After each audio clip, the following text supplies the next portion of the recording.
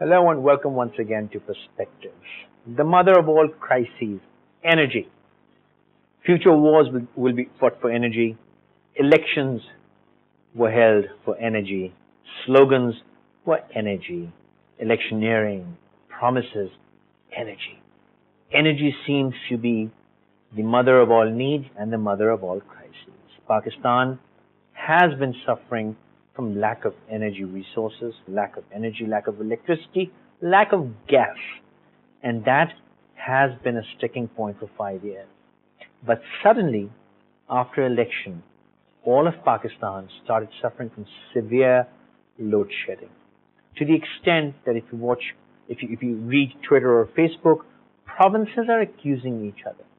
Lahore saying, Karachi, now you suffer the way we've suffered. Karachi saying, oh, we've suffered before Lahore, you suffer. Which is a bit unfair, and I would request Pakistan to stay and think like Pakistan. It's a collective problem. But the question is, what is the problem and why this sudden increase in this problem? Is there a solution?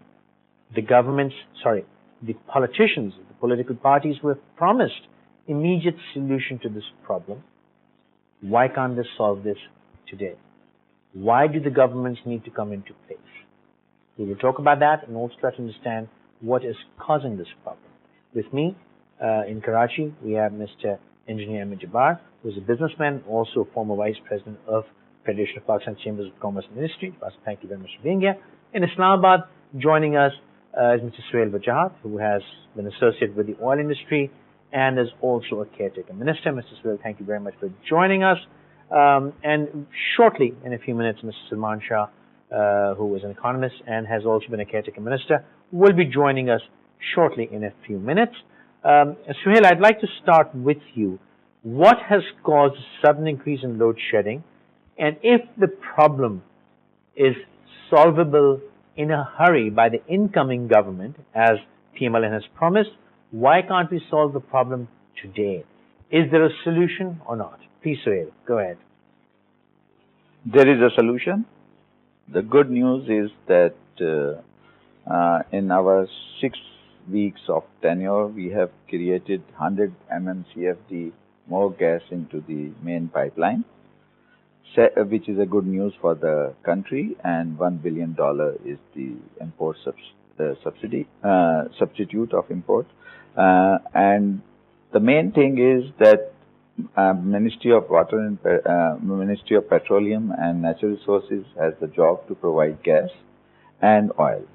Oil we are providing to the tune of 21.5 million metric ton per day to the water and power, and gas is being done only in the last 3.5 days, when our ATA was overdue for the last 2.5 years, Kadirpur, which was postponed one or other, and now it has come to the technical level where you could have destroyed the whole well.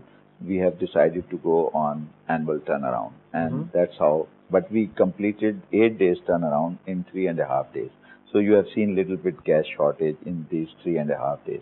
Now the gas is normal, and additional gas is there. Depletion is also being controlled. UFG is also being taken care of. The problem is here that we should have a clear political will and zero tolerance. Whosoever is stealing or making any misuse of any energy should not be tolerated, and at any level or at any cost. And then there has to be a technical know-how behind it and the right person for the right job. This is the solution. And now it depends on we as a caretaker government. We tried in our 6 weeks, very short time, for 6 weeks for a government to implement, and we didn't have the powers to make long-term policy decisions and short-term decisions, or even making a transfer and posting of people. And even if we find some people, wrong people, to get rid of them, we couldn't get rid of them. And that is our constraint. Mr. Wajahat, I respect your position as a caretaker minister. I respect that completely, that you're not in a position. But if I ask you, as a businessman, you've been involved with the industry and business for the longest time, the excuse or the explanation given by the government, and I will come to Mr. Jabbar in a moment, by you, we've also been receiving these SMSs in Karachi saying, because of Sri Southern Gas Company's irresponsible behavior, there has been a shortfall of electricity, shortfall of gas in KEC supply, and thus the shortfall. This kind of SMSs, this kind of rumor mongering, this kind of dissent between provinces, that is very disturbing. Please, Phil, go on. Okay, you have answered your own question by saying rumor and false information. The problem is here that KSC, Sri Southern Gas, KSC owe about 47 billion, if I am not wrong, and there is no shortage of gas. They were providing 120 mmCFD. They are still providing 120 mmCFD. We are providing them oil. Why this is happening, I don't understand. First of all. Second, the board of Sri Southern is right in a way that they say that they have to give the principal amount to gas because the company is getting more or less bankrupt. The second thing is this, that they said that they have to pay their original amount and also to pay on the running. KC is paying running bill. This is true. There is no, they are compliant on this thing, but previously they owe PSO and case about approximately 60 billion, if I am not wrong. It changes every day. So that is one problem which I have discussed with the Sri Southern board and also with the Sri Southern MD. They are trying to get this problem solved. I have discussed with other people also and industrialists also that they should also and KSC people also that they should have they should work together and have a collective solution on payments, and also Sri Southern Gas should provide them what they want and the gas. So it is not that somebody is doing something wrong or some playing neither KSC nor there. But of course, if the KSC is making shutdown in industrial area for load shedding for 4 hours and again 4 hours and then again 4 hours, they could have done it 8 hours in a row and then get this thing if there is a shortage. But I don't understand, because it was pre-election was the same and after election was the same. Why this is happening, I don't understand this thing. But I have already ordered inquiry in this thing with SSGC so that we can see why it is happening. Mr. Jabbar, are you satisfied with what's happening, and how do you feel this affecting the businesses in the coming days? Well, I think as far as businesses are concerned, I must say this story is not of a recent past. This story starts maybe from 2000 and onwards. Sure. Let us not only blame the past government. Let us also look into the non-placement of any strategic policy planning for long-term development, even during the time of Pervez Musharraf. I can fairly recall, and whatever I say I stand by, that in 2005, the supply and demand of ours was just matching 14,000 to 14,000. And then onwards, it is an accepted rule, or I would say thumb rule, that infrastructure of energy has to be always leading to the estimated growth which the governments in any country should expect. That is what is the Chinese model. But then, I must say, after 2005, I can fairly remember economy was also heating. If you can probably remember, crossing 5%, 6%. At that time, the strategic policy placement for developing the power sector was not there. Dr. Ashfaq is still alive, and so I am also alive. In one of his telecast interview, he said, well, we forgot one thing, development of energy.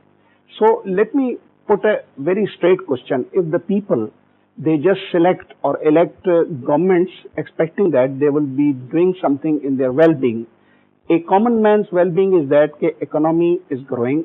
A common man's well-being is that substantial revenues are also generating, and economy is also sort of boosting on account of the required energy in terms of the estimated growth. That is what has not happened in this country.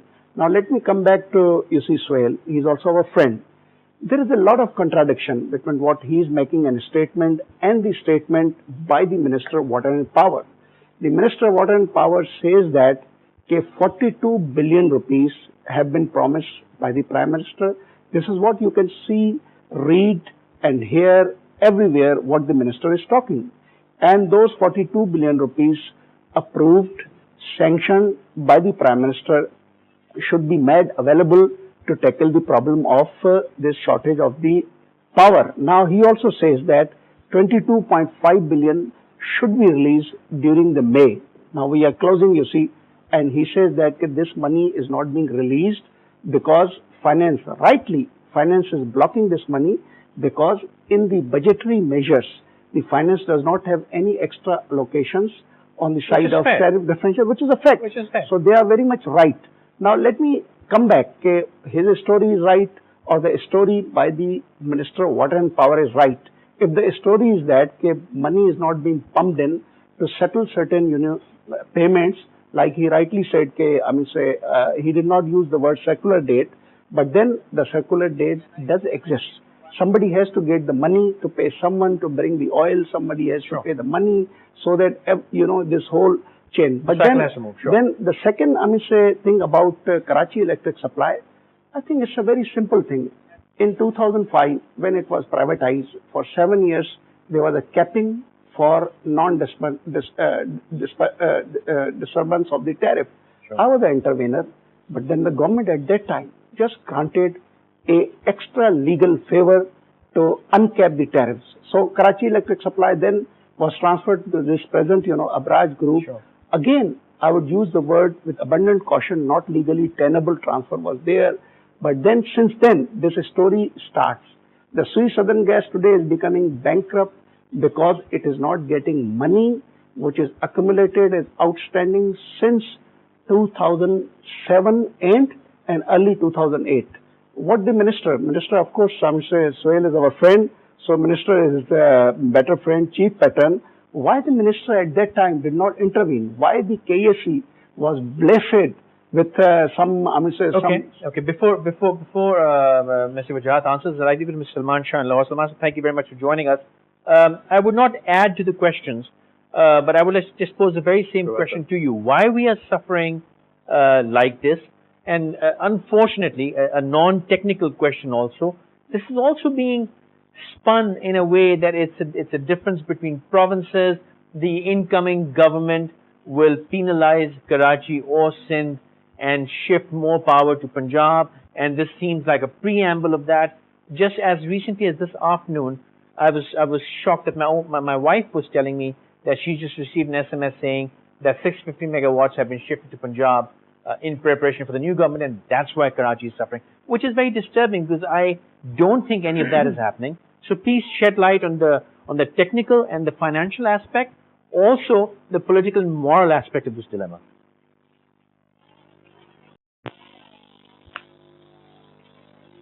I think the question you have raised is very important, and we need to cut through all the misinformation which probably even our guests are talking about things which are not really true. Number one, the total capacity of generating power in Pakistan today is about 23,000 megawatts. This is the rated capacity. 23,000 megawatts, around 6,000 megawatts is the capacity in hydel, and the remaining is in one form or another thermal and a little bit of nuclear power. So it's really not an issue of capacity, it's the issue of using that capacity. And unfortunately, the capacity which we have in the thermal side, because it's primarily based on oil, it's very expensive. Oil has become, all these plants when they were set up, oil was probably around $20 a barrel. Now for the last 5 years, it has been more than $100 a barrel, and our tariffs have not kept up. And we have mismanaged in terms of losses, in terms of efficiencies. The plants have not been kept at the optimum level. Their maintenance has not been done right.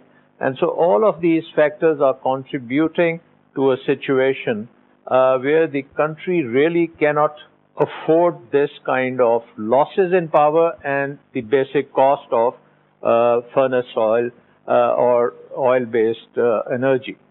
The roots of this go back in the 70s when we made the last major hydel power plant, which was the Tarbela Dam.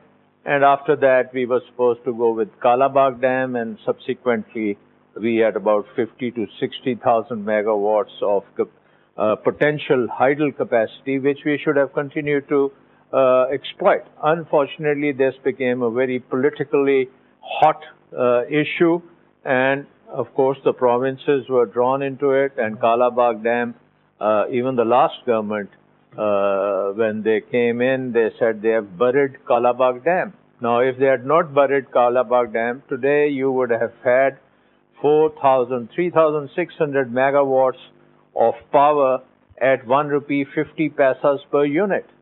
What you are producing now on the average is about 15 rupees to a unit, and you are selling it for around average of about 10 rupees a unit. So you are short of about 5 rupees per unit, which leads to this circular debt issue. So you are talking about 500 billion almost shortfall in your costs versus what you recover, and that 500 billion somebody has to pay. The budget is already overburdened, so the budget can't pay when it is needed, and so we get this circular debt, so you can't pay for the shipment of oil, and that breaks down, and then there's a shortage of gas, or whatever gas there is, everybody wants to get a piece of that gas, because number one, gas you are paying in rupees and not in dollars. Oil you are paying in dollars, and you have a balance of payment problem. You can't really have all the dollars to buy all the oil. So whatever thermal capacity which is on gas, everybody is scrambling for that. And we see this, that okay, Karachi is used to be getting gas, now they are not getting the gas, and there's an issue over there. Also, there's an issue of receivables. The receivables which KESC has to pay to the gas companies, apparently they are 45 billion rupees over there. Then there's the issue of government not paying its bills. The KP government, the Sindh government, Balochistan government, and maybe even Punjab government is not probably paying on time. So that also collects, and that's a big amount. Mr. Shah, allow me to interrupt you. I need to take a very short break here. But when I come back, the direction I'd like to take is beyond the financial. What you said is right, that there's a 5 rupee shortfall in generation and the tariff. But to my utter fear, the problem is that the economy, the people of Pakistan. I'm a businessman myself. I look at my electricity bills. They're scary. They are much worse than they were 3 years ago. My energy bill is one of the scariest things I get every month.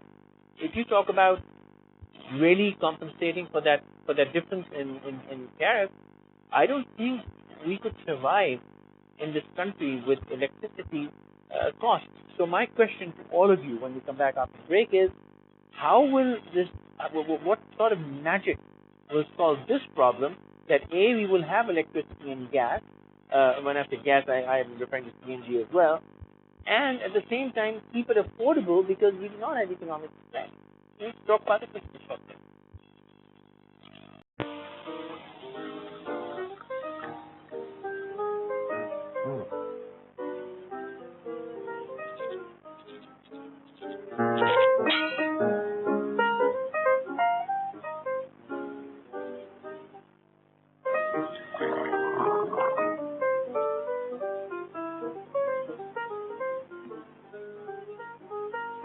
Thanks for staying with us. You're watching Perspectives. Mr. Wajahat, I'd like to start with you.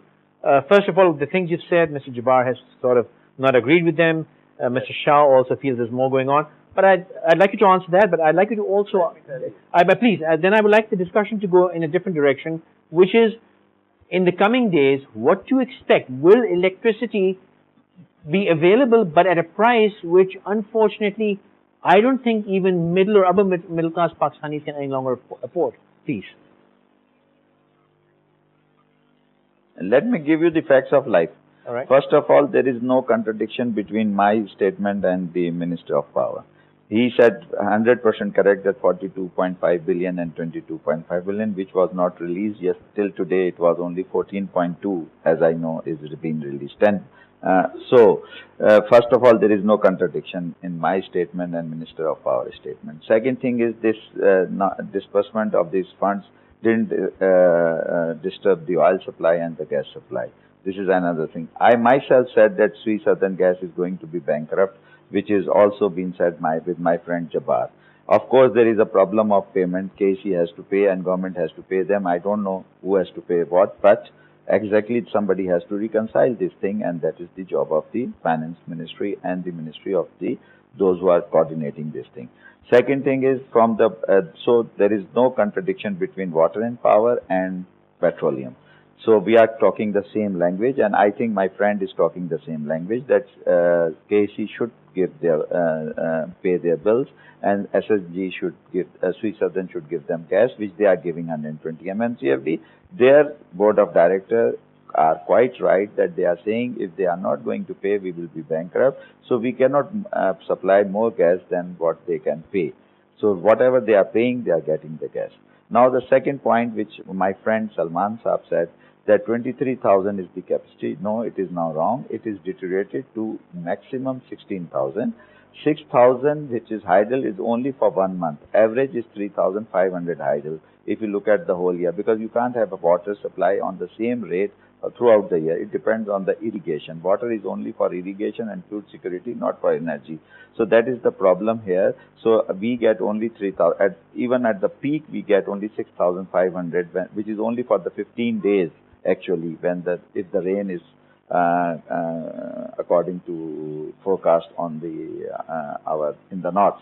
So that is something, a myth which should be corrected, that there is no capacity of 23,000 left anymore. It is now maximum 16,000. So if we want to increase, we have to add more plants. Second thing is this, that the price of the electricity.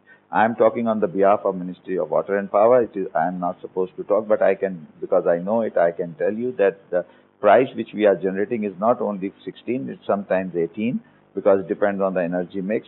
Second thing is this, that we are selling 80% electricity on 2 rupees, not on 14 rupees.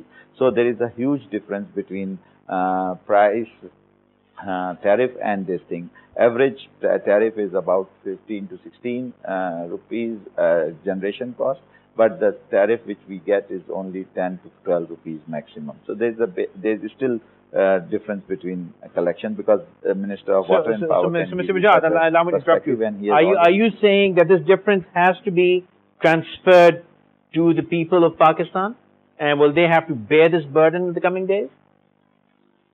Let me give you no. Let me bear with me. If you want to have a solution, bear with me. Okay. Now there is another factor why this tariff is so high. Where is 40% administrative losses? Nobody is talking about these wastages. If we reduce this 40%, which is, I told you in the beginning, there should be political will, zero tolerance, technical know and right person for the right job, immediately this 40% will be relieved to the people. Because this 40% is included in generation of these things. So the point here is this: if you want to reduce, first you have to reduce the wastage. And then you have to make the right energy mix, which will take 3 to 4 years. Like coal should be bring in, gas. I have discovered some 100 MMCFD already in the line. Another 300 I have found out where they are, so that can be added in the next 6 to 7 months. So energy price will go down. And the myth that we are producing with idle only 1 rupee something, it is not. It is about 3 rupees something, because you forget about the capex and the return on the capital investment which is required for these things. If you calculate it, it becomes about 3 point some rupees as a idle. Second is this, that idle will take now 13 years, 8 years. So let's go to the coal, let's go to the gas, and let's reduce the furnace oil, and try to reduce the administrative losses. This is the quick fix, and that can be fixed in the next 6 months to 1 year, and that is possible, and that will bring down the price of electricity. In my personal opinion, a rough calculation, back of envelope, is 2 to 3 rupees per unit. Okay. I'd like to go to Mrs. Salman Shah. Mrs. Salman Shah, do you agree that there is hope for energy costs to come down in Pakistan? Because I would repeat, what we are paying right now, even the upper middle class is hurting. It is absolutely unaffordable. And if, unfortunately, this gap between tariff and production is further reduced, I don't think we could bear that burden. Shah Sahib, what would you say? First of all, I must say that even if we have 16,000 capacity, we are only producing about 9,000. So I think it's, again, it's not really an issue of capacity, it's the issue of not being able to afford to run all of this thing and all the inefficiencies which I talked about also. Now the question that 40% losses, you can eliminate them, I think that's not possible because some of these losses are theft, some are technical losses, some are efficiency losses. Now, the technical and efficiency losses, you need to put in a lot of investment if you are going to be able to reduce them. On the theft, you have to have really very good collection systems, and that system is broke. I don't think that in the short run you can do very much by reducing all of that. And the circular debt issue is something that somebody has to pay up. And unfortunately, ultimately, it's the people of Pakistan who will end up paying all of this, unless you really change this system. Now, this system is broke. We know it because of all the issues which we are talking about. And that system is being run by a government which has no capacity to run this system, which has no competence to run this system. They take 100% of the decisions in the power sector or the energy sector are being made by a government. It's highly regulated. And unfortunately, unless we break the government monopoly in all of this and we allow people to enter into this market, produce the electricity and sell it to whoever they can and deregulate it like the way we have deregulated telecom, this problem will continue because we have a hugely incompetent government handling all of this. And that is, I think, something which we can do immediately. We should start deregulating it. And people who really want the power, and there are people who can supply that power, they should get together and fill that gap. So I think that has to be there. Number two, hydel power is still under ₹2. I'm surprised Wajahat is making these numbers. He has been there for 6 weeks. He should have had better numbers than that. Even the Kalabagh Dam is under ₹2 a unit. Now we have to bite this bullet. I mean, we have to produce electricity which is cheap and which is abundant. And we have about 60,000 megawatts potential of hydel, which nobody wants to talk about. I don't understand how we cannot go to hydel, because that's the least cost path for Pakistan. And that is something, if we can do it, it's indigenous, it's clean. It solves your balance of payment problems. It solves your, the rupee will become stable. The economy can take off. The industry, Jabbar is talking about the cost of, because he's in the business. I mean, imagine if you could give him power at even ₹3 a unit, what it can do to his competitiveness. So I think we need to really focus on this. And I think Wajahat said 13 years to make a hydel project. Kalabagh Dam, you can make it in less than 5 years. It's almost, I mean, it's a natural dam. You can just, I mean, it's as long as a major thermal power plant like Hubco, Kalabagh Dam can be made in just less than 5 years. There are other dams which take much longer.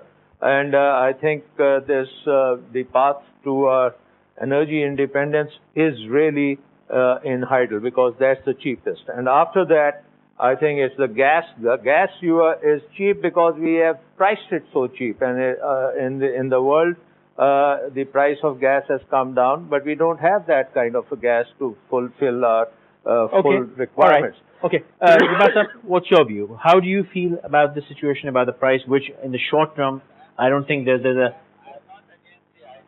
Okay, go ahead, Sohail, but I'd like to go to Jabbar sir in a moment. Please, Sohail, go ahead and comment.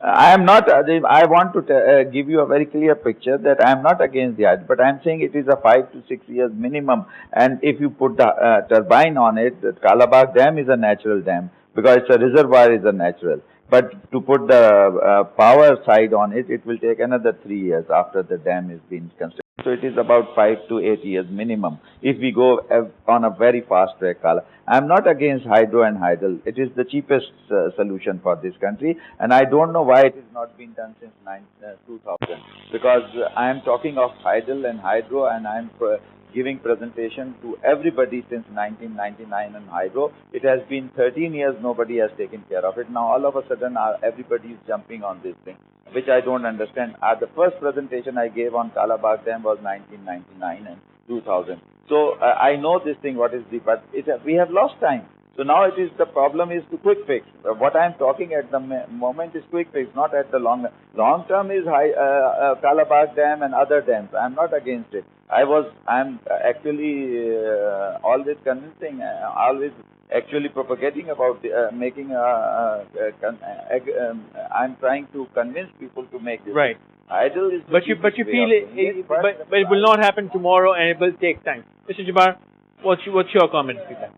Well, I have a great sympathy for Sohail because he said 13 years he has been talking about. People are saying nobody listens to him. So 8 years means belongs to the Dr. Salman Shah's, you see, tenure, and 5 years belongs to the People's Party tenure, in which he has been a very active player, very much on the front. But let me put the things in another way. He's on the administrative. He had nothing. I'm sorry, but he had nothing to do with politics. No, he's our friend, you see. But that's not. But he had nothing to do with the politics. But there have been unfair accusations. Let us have a friendly cross-bordering. But what I would like to say is that Dr. Salman Shah is talking about Kalabagh Dam and again. Look, in the energy management, you have to integrate it with the national needs. That is called the energy management with national integration. You see, Kalabagh Dam, I mean, say, if I can fairly recall, the smaller provinces have rejected it. Even the political cost was too high. No, but why we are talking again? But one thing more, if I talk on the political side, or let me talk on the economical and technical side, all the hydro, you see, which are primarily irrigation dams, irrigation storages, are only supporting you power during the peak summer requirements. You see, Sohail is right. Now, during the winter, you hardly have any hydro to talk about 10 to 20%. But then, another thing which I think we also forget that under Indus River System Authority Act, all the provinces have been allocated their share. No dam can be constructed until unless all the provinces would agree to any irrigation project in which you will install the turbines. So it is right, again 5 plus 3 years strategy. But let me come quickly. I think what I personally see is that there could be short-term measures, short-term solutions. Now, what short-term solutions and measures could be that? I think we have to now prioritize allocation of gas to the higher efficient thermal power stations. Karachi electric supply, you see, so what a pride Karachi electric supply has, 23 to 24% thermal efficiency. So that means out of 1 unit, 75% you are just wasting. Then if we look at some of the IPPs, they are much comfortable in the zone of 40, 45, 49. And then if we see on the furnace oil, the Karachi electric supply is burning 220 to 280 grams to produce 1 unit of electricity. But then others which are located in Punjab IPPs, they are hardly burning 120 to 130.